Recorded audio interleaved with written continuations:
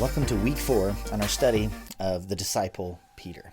This week, we are looking at chapter 18 in the book of John. There are a few things that we know about Peter. He was a rural fisherman that had a rough way of speaking that suddenly got swept up into the heart of the Jesus movement. He is bold at times and becomes something of a spokesman for the disciple. Peter sometimes had little faith. He was sometimes presumptuous, as in Matthew 16:22, and timid, like we see in Matthew 14. Sometimes he was self-seeking, Matthew 19:27, while at other times he was self-correcting, like in Mark chapter 1, verse 18. Sometimes he was very spiritually perceptive, and sometimes he really wasn't. And other times he was slow to understand spiritual matters, Matthew 15 through 16. After the resurrection, when Peter comes before the Sanhedrin in the book of Acts, they recognize him as an unlearned man.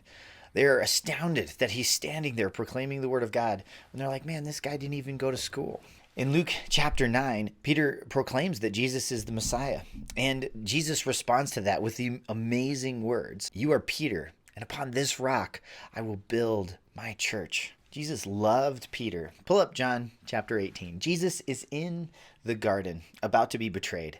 The guards and the authorities are coming for him. I love the way that John puts this story, because we see this immense power from Jesus. In verse 4, when they say who they're looking for, Jesus responds with a simple, "I am he." And they fall to the ground in awe, in shock, just astounded that Jesus would be so bold and unafraid. See, Jesus is in control of this situation, not the guards. He's unafraid and ready. But we're looking at Peter. So Peter is clearly not reading this situation well. Here he is, and he pulls out a sword and attacks probably the weakest person in the whole party. He goes after the servant of the high priest. Now, this is an important person. This isn't just any old servant that brings water. This is probably like the top aide to the president within the religious establishment. This guy is not a trained fighter.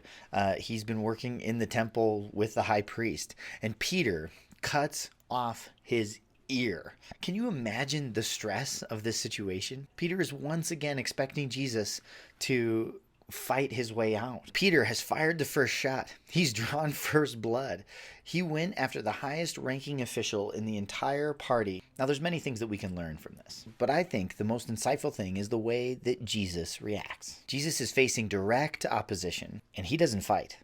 Peter has every right to stand up and defend his master. And there are many times in our lives where we are fully justified in resisting and carrying on an argument. But that's not how we find victory in Jesus. Jesus said in the Sermon on the Mount to turn the other cheek when you are struck, to love your enemy, to carry other people's loads farther than they even ask you to do so, to seek and love those who are persecuting you, to take care of those who are seeking to hurt you. And Jesus showed Peter just how far he was willing to go to show that he loved those who sought to see him dead. Peter stands up for Jesus. He stands up for what he thought his faith was. And we see Jesus rebuking him. In the Gospel of Luke, we see Jesus bending down, picking up the ear, and tenderly healing it back onto the man's head. This is Peter's last stand. From here until the resurrection, Peter is hiding and denying that he even knew Jesus in the first place. And maybe in some sense, that's true. As we saw last week, Peter doesn't really get it. Who he thought Jesus wasn't correct. He's still holding on to the idea that Jesus is going to conquer his physical enemies. And Jesus doesn't use violence to defend himself. He used healing and love and patience. He didn't defend himself. He willingly walked all the way to the cross alone to take care of the real problem in Peter, to take care of the sin in the religious leaders of the time, to take care of the sin in the nation of Israel, to take care of the sin in the world. The problem that is in me and the sin that is in you. So while Jesus is entering into the climax of the entire biblical story, Peter is hiding, terrified in the shadow. And I think we can all relate to that. There's so much in our lives that we don't even have scope for. We have no shelf space for when real tragedy hits and sudden change causes us to, just like Peter, rethink God. What does Jesus want us to do? Does he want us to fight? Does he want us to argue back? Does he want us to defend God in some way? I don't think so. Does he want us to get tied up and embroiled in the political environment? Does Jesus want us to love? to sacrificially put others before ourselves? Next time you get into an argument, what are you reaching for? Are you reaching for your sword? Or like Jesus, are you reaching out to heal the one who was hurt? This week, take a look at chapter 5 in the Gospel of Matthew. This is Jesus' Sermon on the Mount.